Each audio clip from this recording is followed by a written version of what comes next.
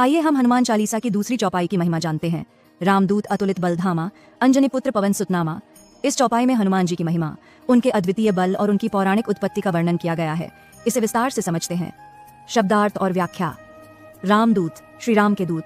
हनुमान जी को श्री राम का दूत कहा गया है, यानी वे भगवान राम के संदेशवाहक और सेवक हैं।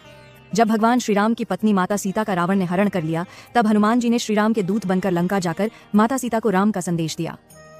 वे केवल एक साधारण दूत नहीं, बल्कि शक्ति, बुद्धि और भक्ति के आदर्श स्वरूप हैं।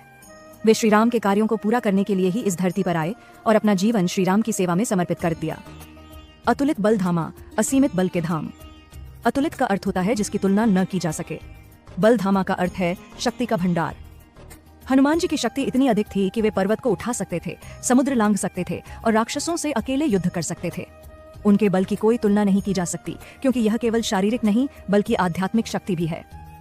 अंजनी पुत्र, माता अंजनी के पुत्र। हनुमान जी की माता का नाम अंजनी था, इसलिए उन्हें अंजनी पुत्र कहा जाता है। माता अंजनी ने शिवजी से पुत्र प्राप्ति के लिए घोर तपस्या की थी। उनकी तपस्या से प्रसन्न होकर भगवान शिव ने उन्हें वरदान दिया कि वे स्वयं उनके पुत्र के रूप में जन्म लेंगे।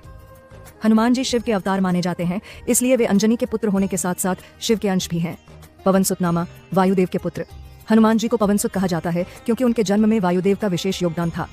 जब माता अंजनी को भगवान शिव के अंश से पुत्र प्राप्त होने का वरदान मिला, तब वायुदेव ने अपनी शक्ति से हनुमान जी को जन्म दिलवाया। इस कारण हनुमान जी को पवन पुत्र या मारुति भी कहा जाता है। वायुदेव से उन्हें अद्भुत वेग, शक्ति और अपार सहन शक्ति प्राप्त हुई। आइए इस चौपाई का विस्तृत अर्थ समझते हैं। हे हनुमान जी, आप भगवान श्री राम के दूत हैं, जिनका बल अपार और अतुलनीय है। आप माता अंजनी के पुत्र और वायुदेव के पुत्र के रूप में प्रसिद्ध हैं। आइए इसका आध्यात्मिक संदेश जानते हैं। शक्ति का सही उपयोग। हनुमान जी की भांति बल का प्रयोग सदा धर्म और भलाई के लिए करना चाहिए। उन्होंने अपनी शक्ति का प्रयोग अहंकार या स्वार्थ के लिए नहीं, बल्कि श्री राम की सेवा के लिए किया। भक्ति और सेवा भाव। हनुमान जी केवल शक्तिशाली नहीं बल्कि अत्यंत विनम्र भी थे। वे श्री राम के परम भक्त और सेवक थे, जिससे हमें निस्वार्थ सेवा का संदेश मिलता है। ज्ञान और बल का संतुलन। बल और बुद्धि का संतुलन अत्यंत आवश्यक है। हनुमान जी ने अपनी शक्ति को नियंत्रित रखा और केवल धर्म व न्याय के कार्यों में उसका उपयोग किया। आइए इस चौपाई का प्रभाव और लाभ जानते हैं। इस चौपाई का नित्य जाप करने से शारीरिक और मानसिक बल प्राप्त होता है। भय, कमजोरी और नकारात्मकता दूर होती है।